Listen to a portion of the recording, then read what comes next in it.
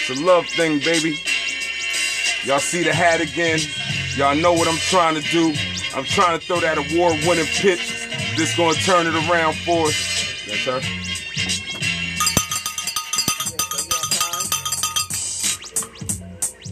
Okay, just three. No, you see my white car parked there? Yes, he's coming right up. Yeah. Hold on 1 second. Talk to the people. Okay.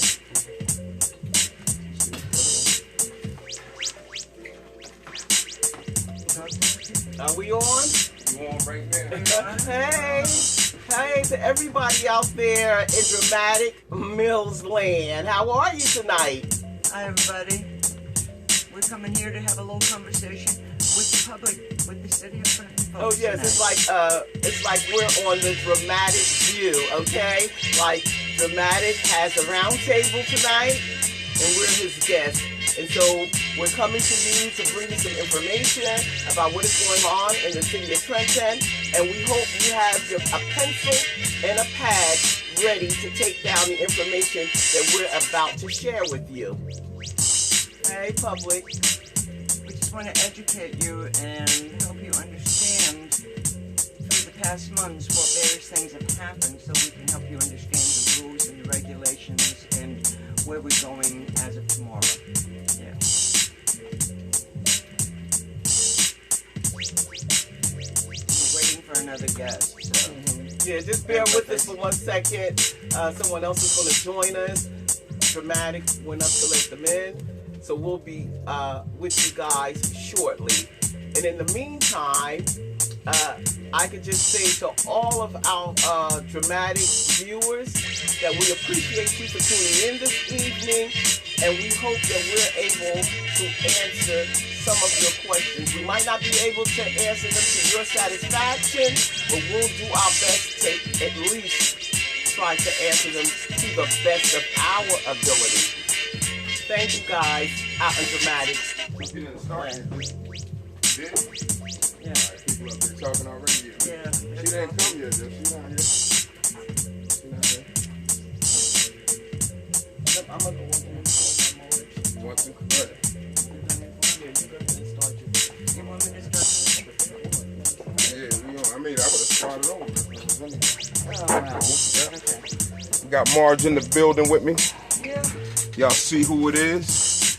Me and Marge, you know, waiting for the rest of the gals to Hi, come. everybody. We're going to get this together here. We said, But you know, in the talk meantime, to I'm going to start talking to you because you know we've had a number of issues and a lot of controversy and a lot of stuff going back and forth on Facebook regarding the rolling property that Princedale was buying, and you know, so I kind of just want to bring everybody up to date and understand what exactly happened.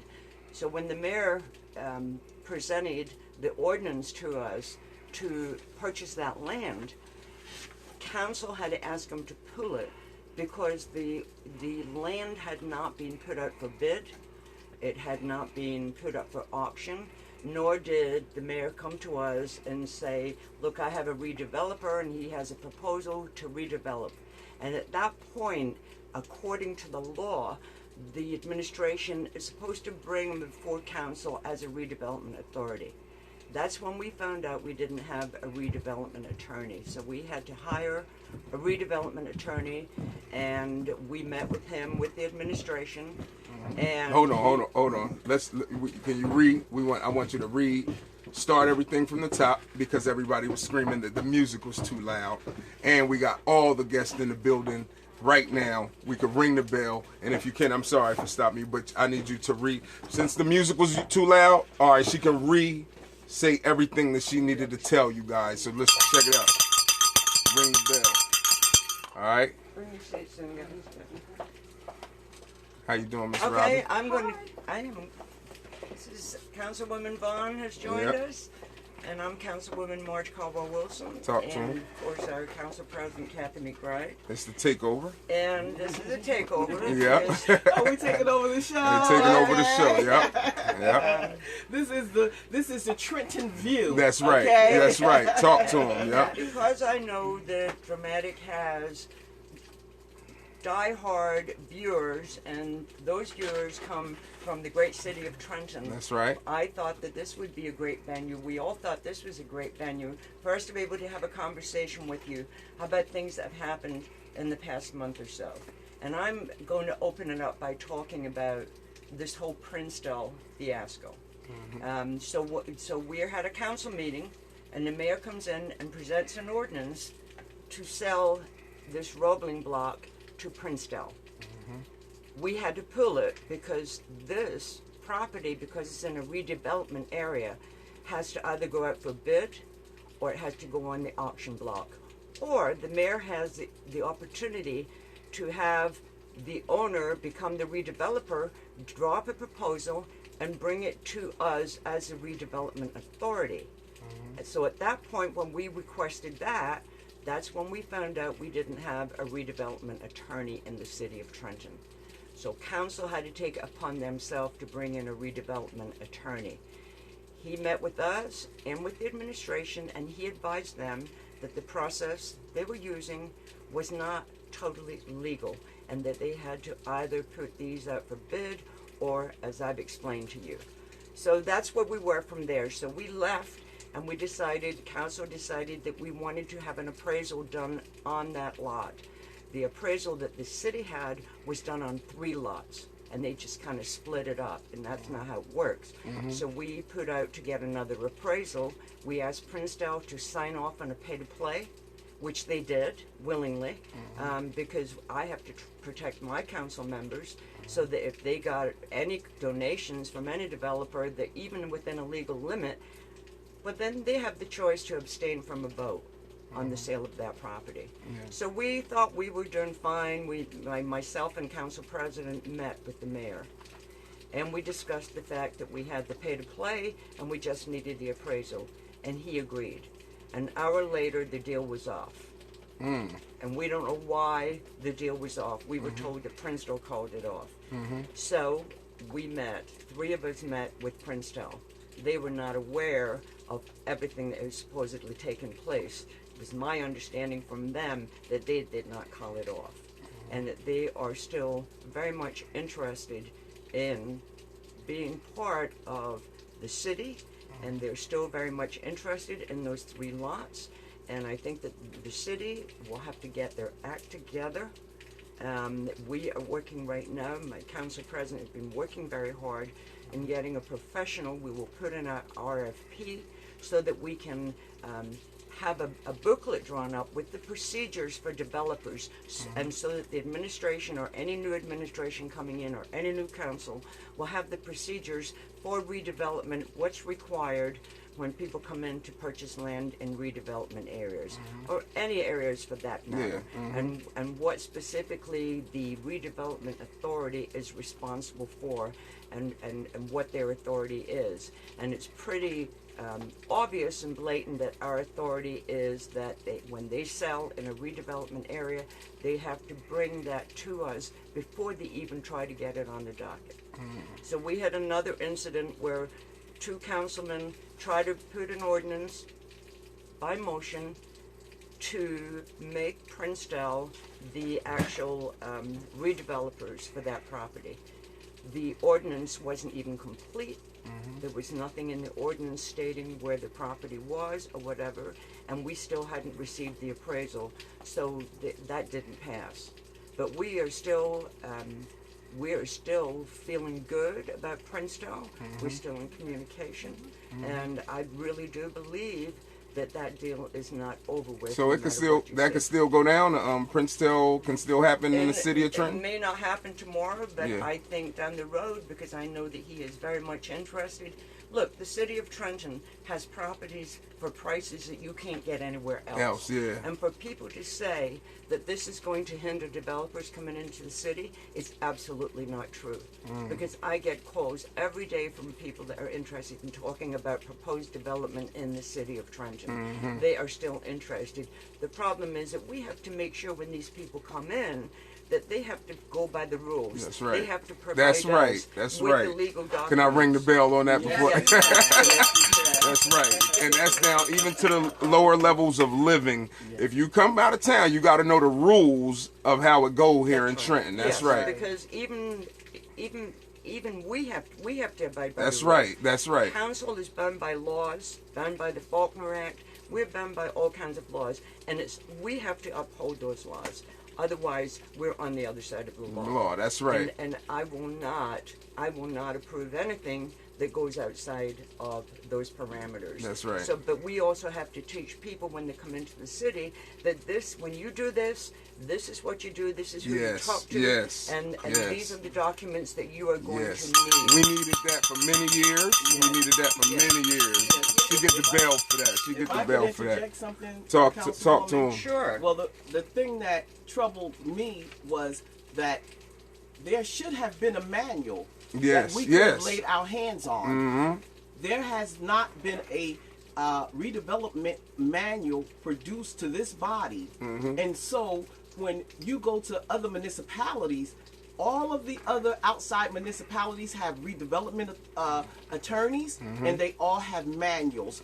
We don't have that, and that's a problem within itself. That's because right. if you have that manual, which becomes an ordinance, then you have a guideline as to how business should be done, and it will be done in a uniform manner. So when you come to the council and you go to the Housing and Economic Development Department, and you find out that there's no manual, there hasn't been a manual, then you start to say, how have you guys been doing business? That's So right. This That's is right. what we're Amen trying for to that. do. We're not trying to do business as usual. We're trying to do business right. So we need a manual. We need a redevelopment attorney, because all of the other municipalities have a redevelopment attorney, and Trenton should be no different. We should have a redevelopment attorney too. That's Yeah, right. you Ring know, the bell for that.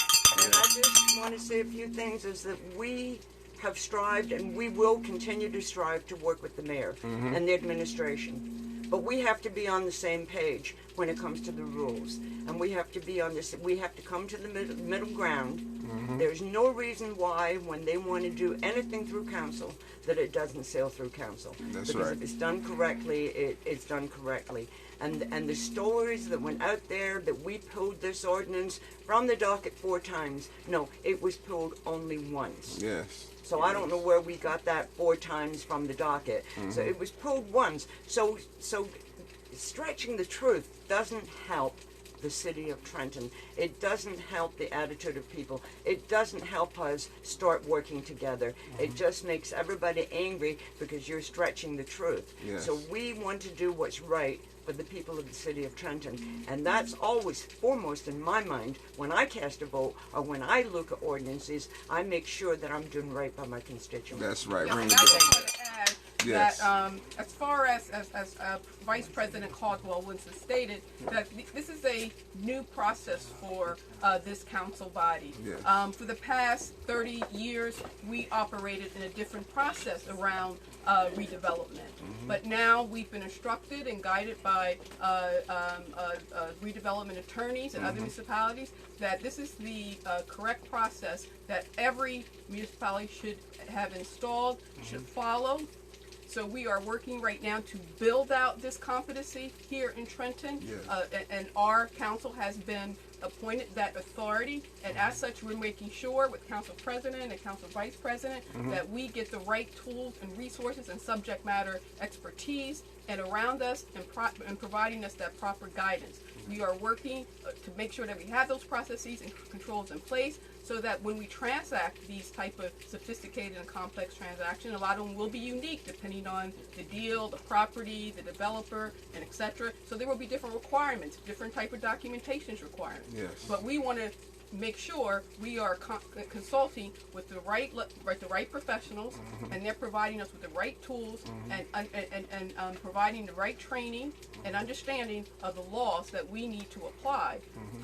So we're working along with our economic development department and our director there, along with, of course, the mayoral administration, and as well as our internal law department and our our newly assigned redevelopment attorney.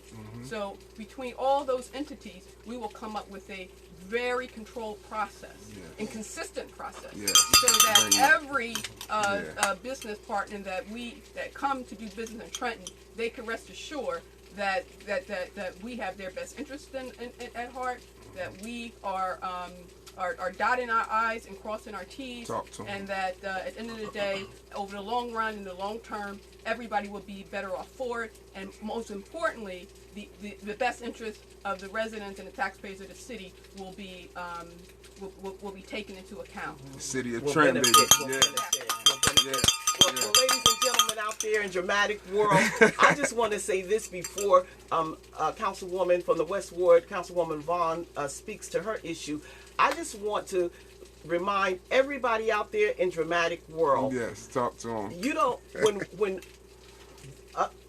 Robin, Marge, and myself, when we were running for election, we had our differences. We did not agree on anything.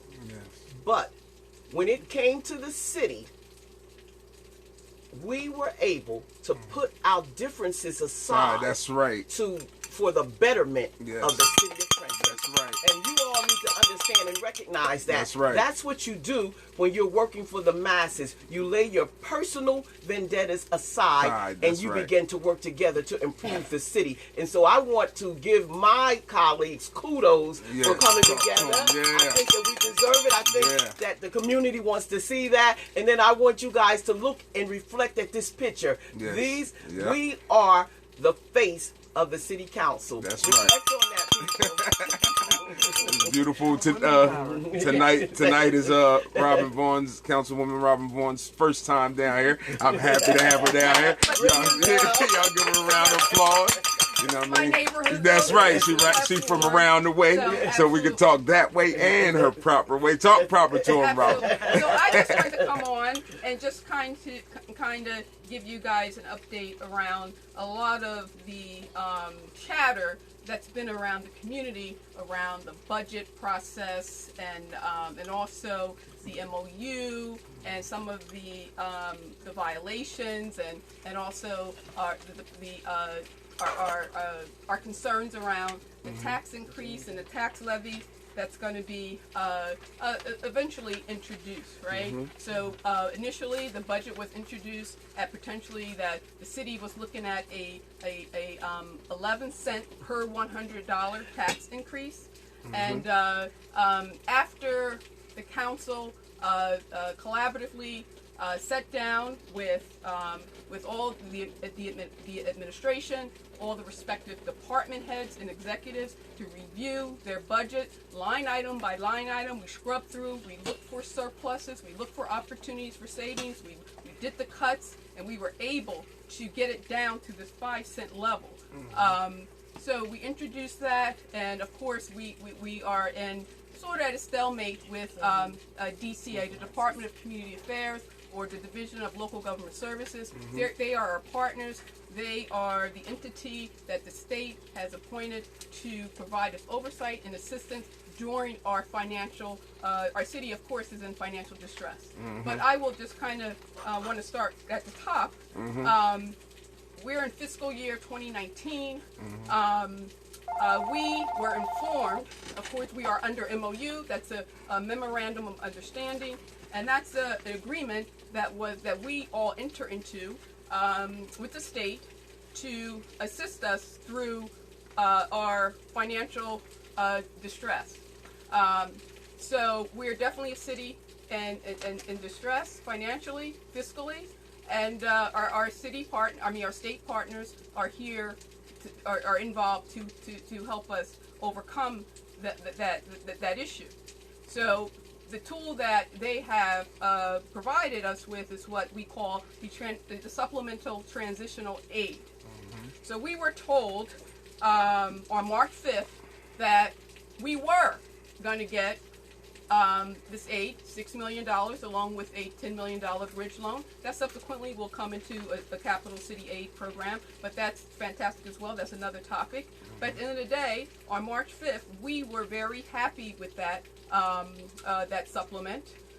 because at the same time, one of the guidelines within the transitional aid is such that if you're compliant and you're doing a good job and you're managing your city fiscally well, you're monitoring your expenditures, you're looking at your revenues, and you're conducting your business based on the obligations of the MOU, then you will receive your transitional aid without penalty. But unfortunately, we had gotten a letter at March 5th. We received the aid, so there was no indication at this time from the state. Nothing was communicated to us that we were not compliant or there were any violations that would warrant any type of penalties, financial penalties, or deduction of that $6 million transitional aid plus the $10 million loan. However, come April the 8th, we received a letter from our partner Melanie Walter at DCA, communicating to the city that we are in violation, that potentially our aid package is at risk. We are in violation of $1.2 million. We have spent some. Did some travel expenses, some salary. We did some salary increases that were not approved by DCA. We did not receive a waiver for those salary increases, and these violations were reported to us on April the 8th. But also at the same time, the letter indicated that DCA was aware that these things happened since January 1st, pre the transitional aid that was given to us on March 5th, clear of any violations. So I just want all the residents and taxpayers of the city to know that the council in the city was not informed by the state until April that we were in violation post receiving the transitional aid, which the MOU clearly states that if you're in violation, you are potentially putting those funds at risk. So there was no indication. So talk about the piece where they fined us $250,000. So $250,000. They had so that's part of the 1.2 million that was indicated in the April 8th letter, the first communication we received. And part of that 1.2 million was the 250,000 fine that is being associated with those violations that include the salary increases and the unapproved travel that they had identified. That we knew nothing about. That we knew nothing about. Now, our Council President McBride, she was very gracious. She responded graciously to DCA, to their April 8th letter, indicating that she was unaware of these violations and that she needed more time to remediate them, or put forward some corrective action. Because in that letter, also, we were given a very unreasonable time frame to become compliant and to pass a budget and to rectify these issues, and that date was given April the 11th. Yes. It was 3 days. April 8th, we received the letter. April 11th, they say we have to get in compliant, pass a budget, and address the issues. So, per law, is that reasonable to communicate to municipality, to give them 3 days to come up with a plan forward? We don't think so, but we were willing to work with. We reached out per Council McBride's letter on April 10th for response. We did not hear. Here we are, April 10th. We didn't hear back from DCA until April the 24th, indicating to us that we are not compliant, that we're going to be now fined 25. Each council person will be fined $25 or so every day, retroactively from January 1st, that we fail to pass a budget and accept the proposed tax levy or the proposed tax increase of 11 cents per $100 instead of the budget that this